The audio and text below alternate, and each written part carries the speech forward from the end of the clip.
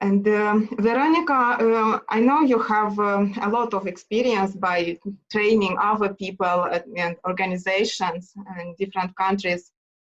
And I wanted to ask you about the way of learning. Is it possible, what is the difference between learning yourself, being autodidact, and having a mentor now in these conditions?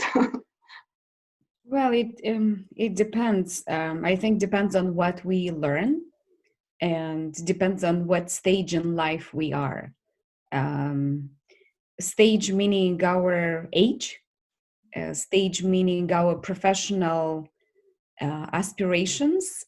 What is that something that we want to gain professionally? Because definitely learning is happening through a variety of means. Yes, we can learn from reading books. We can learn from attending courses and taking courses and passing certain certification procedures and become, certified in this or that field. And definitely we can learn from other people.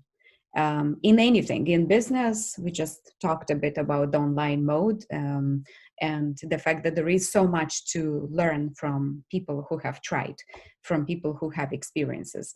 Similarly, in any learning process, any skill that we want to build or any area of specialization that we want to develop, it is critical that we interact with someone who has achieved a certain level of professional recognition in a certain field. Or if we don't have physical means to do that, like, your hero, your superstar is someone unachievable for us, because we are miles away, because these are super important people, like Oprah Winfrey is one of my mentors, or I follow closely Bill Gates, or I have a really, really good friend who's a former U.S. ambassador to Moldova, and we've been in touch for years, for many years now, and whom I regularly consult on certain matters or certain issues, and she's been really, really helpful. And so sometimes we can pick people whom we follow, as I said, remotely, distantly, because they are so big and so inspirational, and there are so many other people learning from them. So we can follow those, and we can consider that they are our, in a way, spiritual professional mentors. And if we have the possibility to pick someone, either it's a former teacher at the university or a former lecturer, or as I said, someone in our entourage, get back to those people and ask them and learn from them as much as possible. And I think one important element when it comes to mentorship, we cannot have only one mentor. We should have several mentors.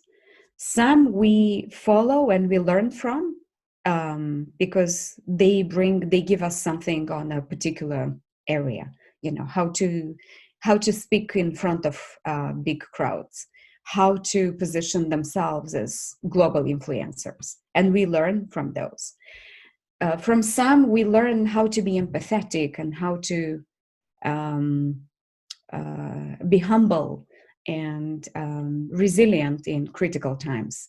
So you follow those. So there are certain sets of skills and values that we would find in different people, which is why we need to broaden the network of people we interact with on a regular basis, and names of people we follow also on a regular basis, but we know about them, they don't know about us, but it's still so important to follow them and to learn from them.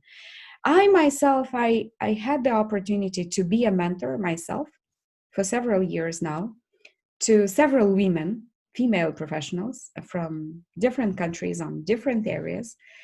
And I find myself that experience really rewarding, because it's not that only they've been learning from me. I was learning from them as much as they did. So it was a very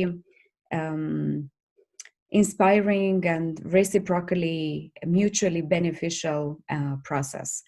And some of them, when I get messages from them, they write, "Hey, my mentor, what is my mentor doing?" This is so funny, because officially, formally, we are no longer engaged in a particular project, as part of which I was assigned that role, but we kept that kind of mentor-mentee relationship throughout the years. And it's funny. I mean, it's really inspiring and interesting. So yes, the more we broaden the base of people we engage with, the better for us. Don't be afraid to talk to people. Don't be afraid if you attend a conference, you attend an event. Go and talk to people you admire. Go and talk to people who share the same visions and values as you do. Don't be afraid to send a follow-up message. Don't be afraid to get in touch with someone. Don't be afraid to send an email to someone. Dare and ask and reach out. Some will respond, some will not, but it shouldn't give us,